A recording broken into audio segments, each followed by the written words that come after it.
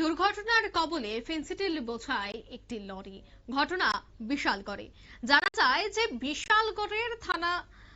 বিশালগড় আদালত এবং এসডিপি অফিসের ঠিক মাঝামাঝি বিএসএফ ক্যাম্পের গেটের সামনে মধ্যরাতে হঠাৎ করে উল্টে গেল ফেন্সিডিল বোঝাই একটি গাড়ি।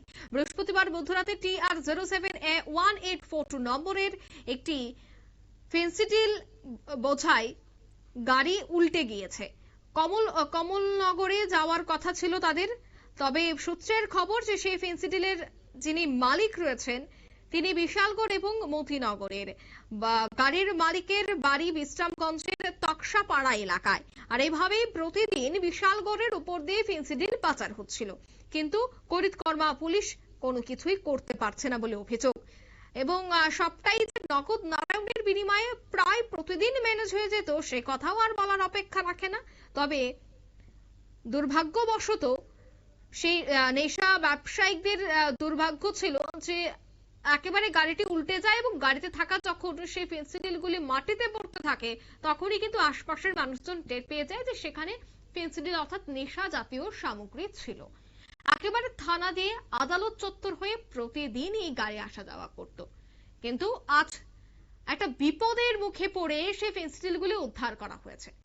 কিন্তু প্রতিদিন কত কত হাজার হাজার কোটি কোটি টাকার ফেন্সিডিল আদান প্রদান হতো বিশালগড় দিয়ে, কিন্তু সেই জায়গায় হুঁশই থাকতো না পুলিশের, এমনটাই অভিযোগ করছেন সেখানকার বাসিন্দারা। যাই হোক, তবে এই বিষয়ে সংশ্লিষ্টদের বক্তব্য শোনাচ্ছি। ঘটনা এরকম খবর পাই যে থানা থেকে বিএসএফ ক্যাম্পের 1 নম্বর গেটের পাশে 12:40-45 দিকে একটা বোলেরো পিকআপ আউটলাইন হয়ে যায় এবং এটা ফেন্সিডিল লোডেড ছিল। তো আমরা এসে কিছু ফেন্সিডিল মাটিতে পড়ে গেছে, পেডি কিছু গাড়িতে ছিল। টোটাল আমরা 40 পেডি ফেন্সিডিল পেয়েছি আর কিছু খুচরা পেয়েছি। স্যার, কাউকে আটক করতে পেরেছেন? স্যার, কাউকে পাওয়া যায়নি। গাড়ি যখন আউটলাইন হয় তখন তারা চলে গেছে এখান থেকে। আমরা এসে মালগুলি আর গাড়িটা পেয়েছি। আমরা ইনভেস্টিগেশন করে বের করব। গাড়ির নাম্বার আছে, কিছু কাগজপত্র পাওয়া গেছে গাড়িতে। স্যার, ঘটনা কোন জায়গাতে হয়েছে? ঘটনাটা বিএসএফ এর 1 নম্বর গেটের একটু দক্ষিণ দিকে। আপনারা শুনলেন পুলিশ আধিকারিকের বক্তব্য।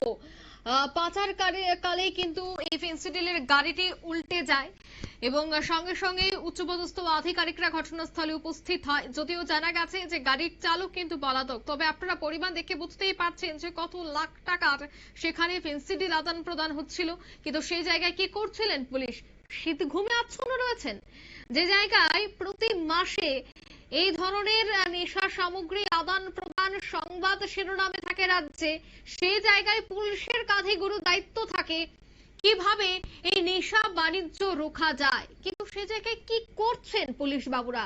তবে কি নগদ নারায়ণের বিনিময়ে সবটা ম্যানেজ হয়ে যায়? অভিযোগ কিন্তু উঠছে। নিয়ে নিচ্ছে ছোট্ট একটি বিজ্ঞাপন, বিরতির সঙ্গে থাকুন।